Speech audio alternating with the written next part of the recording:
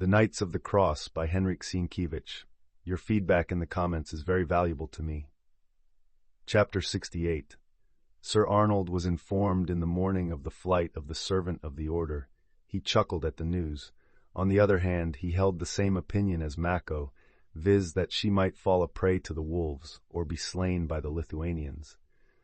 The latter was not at all improbable, since the inhabitants of that locality, who were descendants of the Lithuanians, abhorred the order, and all those who came in contact with it. Some of the male population had joined Jagiełło. Others had risen in arms and slaughtered the Germans here and there. They, their families, and their cattle hid themselves in the inaccessible fastnesses of the forest. They searched the following day for the servant, but without success, because Mako and Zbyszko were occupied with more important matters, hence the lack of indispensable ardor in the searchers. They were obliged to push on toward Mazovsha. They wished to start at once, at the rising of the sun, but they were unable to do so because Danuska was in a profound sleep, and Zbyszko would not permit her to be disturbed. He listened to her moanings during the night time, and thought that she was not asleep. He, therefore, promised himself good results. Twice he stealthily went into the hut. Twice he saw by the light falling through crevices of the logs her closed eyes, open mouth, and glowing face, as little children are wont to have when asleep. His tears melted his heart at that sight, and he said to her, "May God grant you health, my most beloved little flower."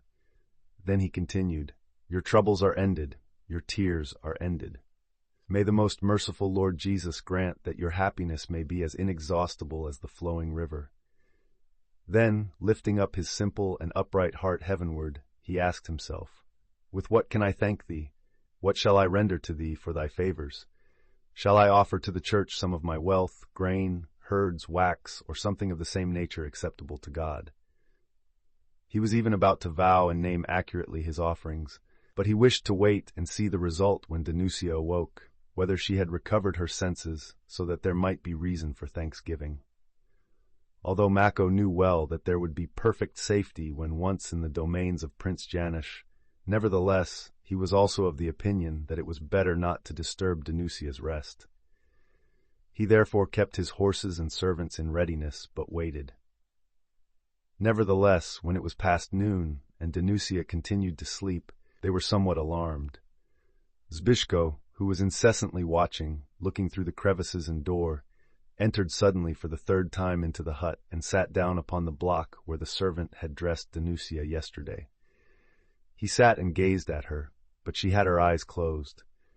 But after the lapse of a short time, not more than it takes to say one Pater and Ave Maria, her lips began to twitch a little, and she whispered as though she saw through her closed eyelids, "Zbyszko." In an instant he threw himself upon his knees in front of her, grasped her emaciated hands, which he kissed in ecstasy. Then he addressed her in a broken voice. "Thank God, Danuska, you recognize me." His voice awoke her completely. Then she sat up in the bed, and with open eyes she repeated, "Zbyszko." Then she began to blink and look around her in amazement. "You are no more in captivity," said Zbyszko. "I have rescued you from their hands, and I am taking you to Spykow." But she withdrew her hands from Zbyszko's and said, "All this came to pass because there was no permission from dear Papa. Where is the princess?" "Awake then, dear little Barry. The princess is far away, and we have rescued you from the Germans." Then she appeared not to notice his words, but seemed to try to recollect something. "They have also taken away my little lute, and have broken it against the wall. Hey! Oh God!" exclaimed Zbyszko.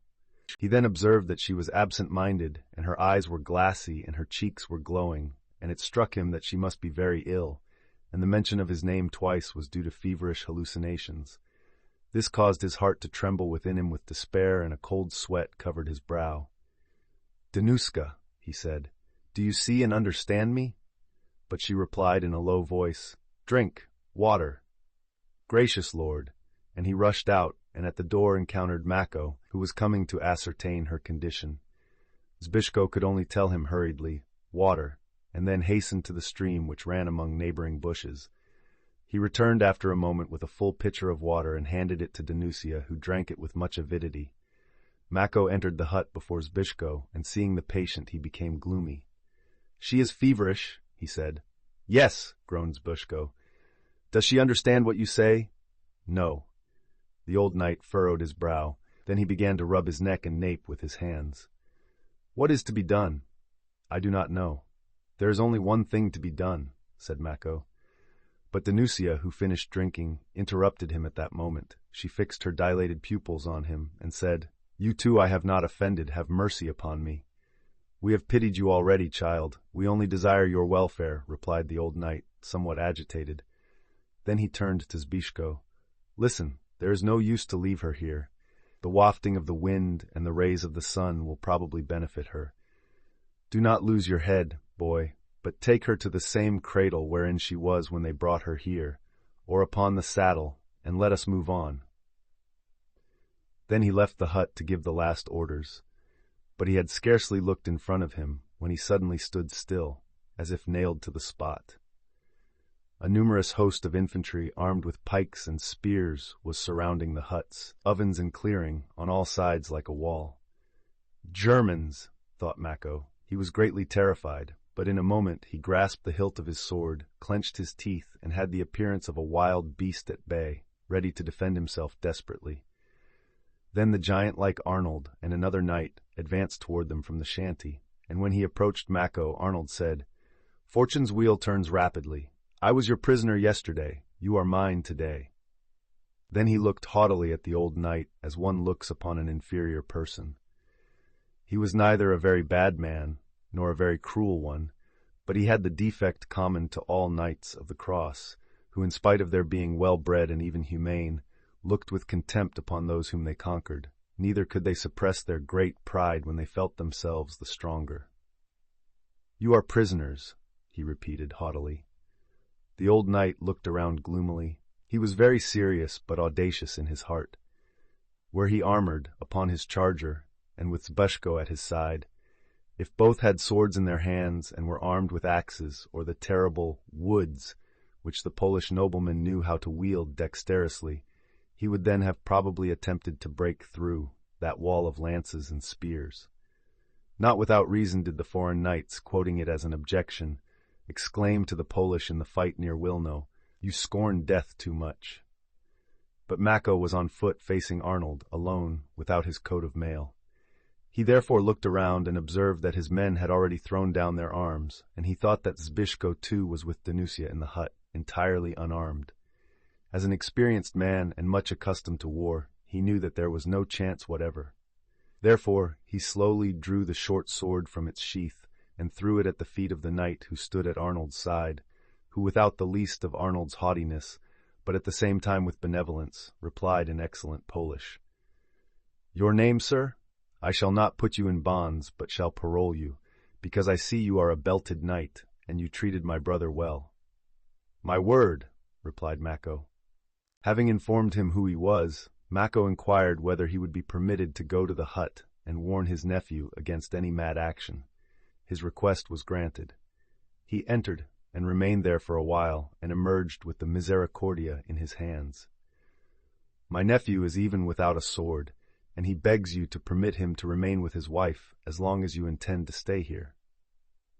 Let him remain, said Arnold's brother. I shall send him food and drink. We shall not move soon, because the people are tired out, and we too are in need of refreshment and rest. Sir, we also invite you to accompany us. Then they turned and went to the same fireplace near which Mako had spent the night, but either from pride or from ignorance they permitted him to walk behind them. But he, being a great warrior, knowing how it ought to be, and adhering strictly to custom, inquired, Pray, sir, am I your guest or a prisoner? Arnold's brother was shamed at first. He halted and said, Proceed, sir. The old knight went in front, not wishing to hurt the self-respect of the very man from whom he expected much. It is evident, sir, that you are not only acquainted with courteous speech, but your behavior is also courtly. Then Arnold, who only understood a few words, asked, Wolfgang, what are you talking about? I am doing the right thing, said Wolfgang, who was evidently flattered by Mako's words. They sat down at the fireside and began to eat and drink. The lesson which Mako had given to the German was not in vain. Wolfgang regaled Mako first at the repast. The old knight learned from the conversation which followed how they were caught in the trap. Wolfgang, the younger brother of Arnold, led also the Zluk infantry to Gotteswerder against the rebellious Smudzians. Those, however, proceeding from distant counties could not arrive in time to assist Arnold. The latter did not think it necessary to wait for them, because he expected to meet on the road other bodies of infantry proceeding from the towns and castles situated on the adjacent Lithuanian frontier. This was the reason that his younger brother delayed his march several days, and thus it happened that he found himself on the road in the neighborhood of the tar-burners, where the fugitive woman-servant of the order informed him of the ill luck which had happened to his older brother.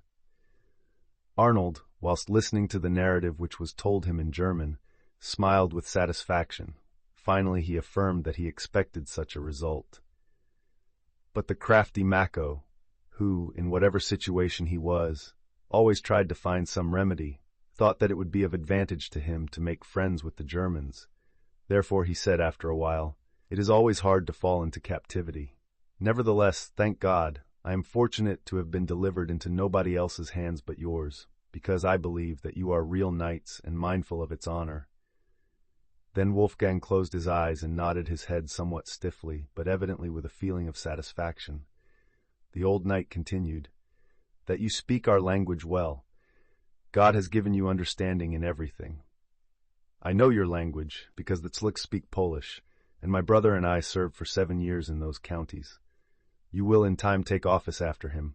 It cannot be otherwise, because your brother does not speak our language. He understands it a little, but cannot speak it.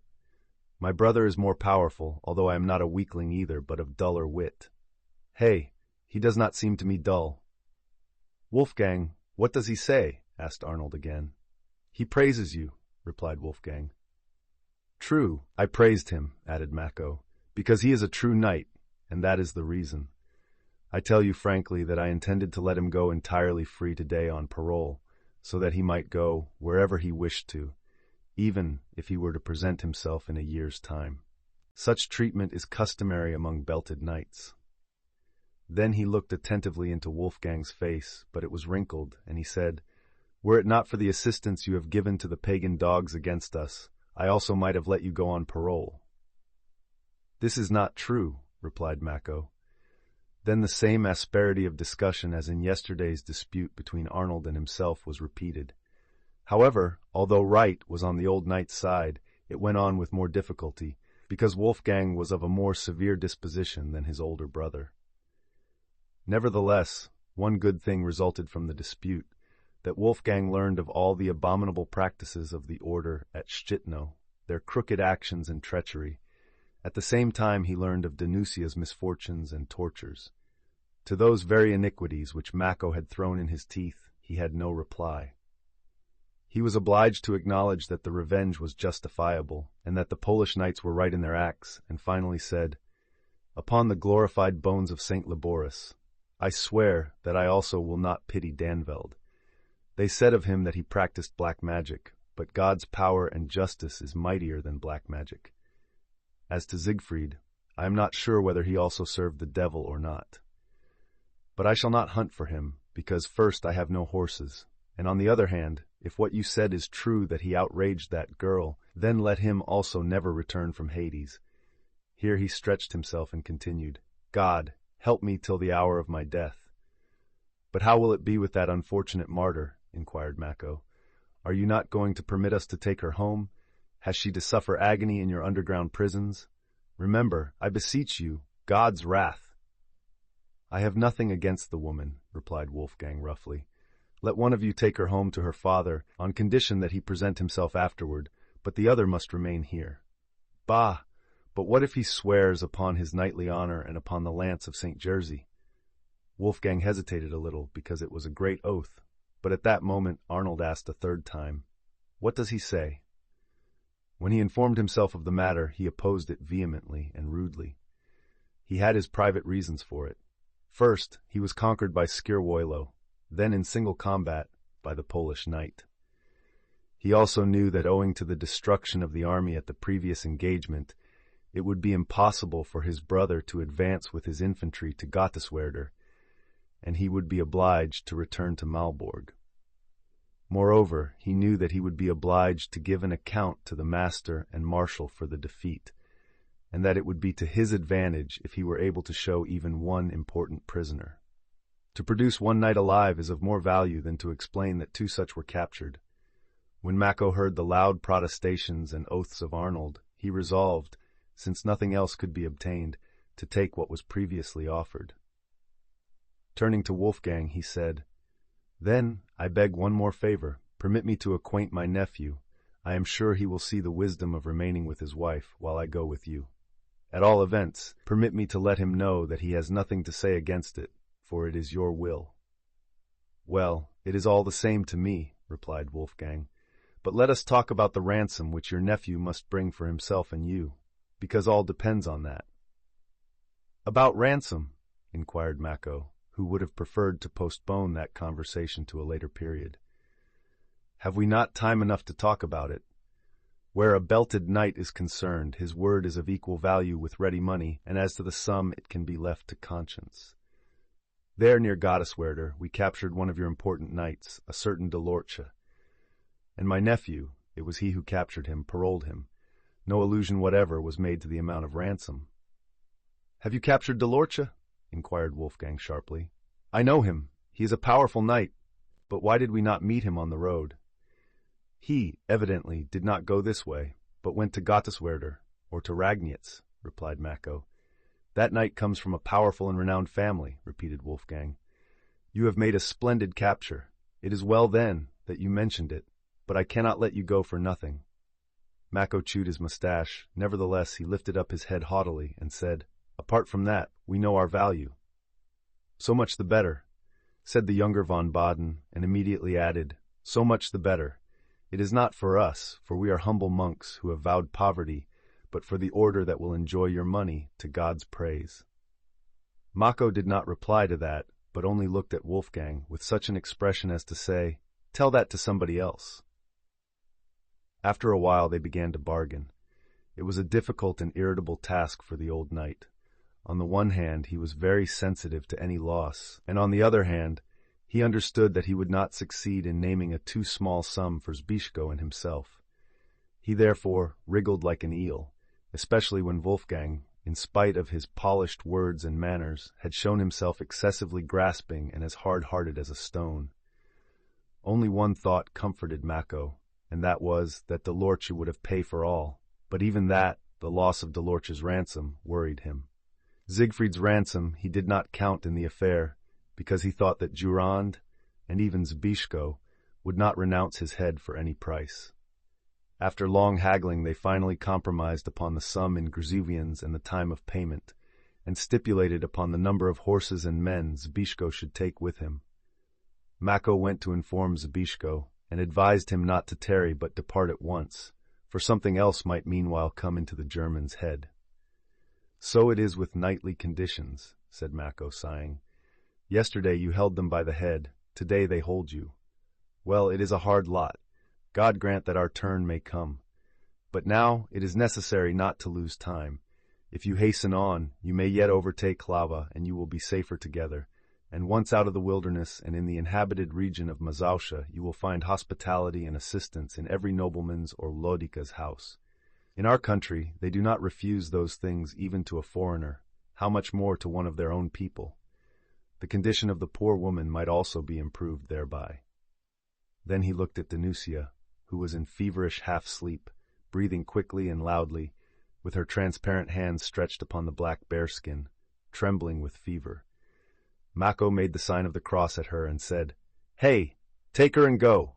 May God restore her, for it appears to me that her thread of life is being spun very thin." "Do not say that," exclaimed Zbyszko in a distressed tone. "God's power. I will order your horses to be brought here, and you must leave at once." He went out and arranged everything for the journey. The Turks, whom Zawisza had presented to them, led the horses in the litter, filled with mosses and fur, and they were headed by Zbyszko's man, Wit. Zbyszko left the hut in a moment, carrying Danusia in his arms. There was something touching in that, so that even the brothers von Baden, whose curiosity had drawn them to the hut, looked curiously into the childlike face of Danuska.